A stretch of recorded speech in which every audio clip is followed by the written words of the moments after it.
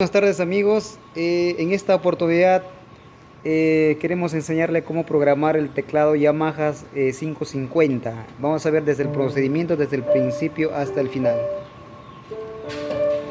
Ya, vamos a poner el disquete adentro de la disquetera y hasta que se apague acá la lucita. Una vez que se apague la luz, vamos a poner el primer botón load.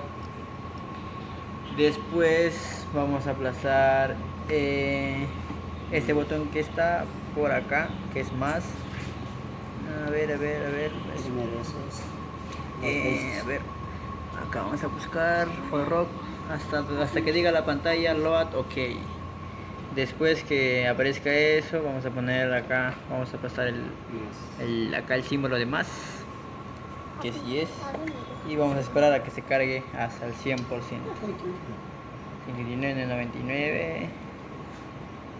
Vamos a esperar y completo. Una vez que aparezca completo, vamos a aplastar el exit y ya está cargado. Ahora podemos sacar ya el disquete con normalidad y ponemos la función.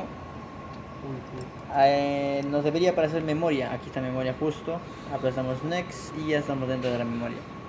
Ahora solamente nos toca buscar el ritmo que vamos a tocar. Forró, cumbia, guayno. Por ejemplo, guayno.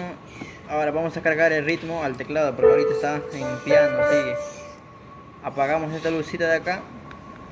Cualquiera de los cuatro la apretamos y de nuevamente prendemos. Y ya está cargado.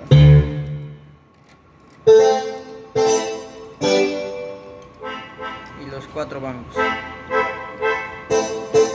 está el ritmo. Ya está el ritmo. El acompañamiento es esto. Y ya está el acompañamiento. Apagamos el acompañamiento.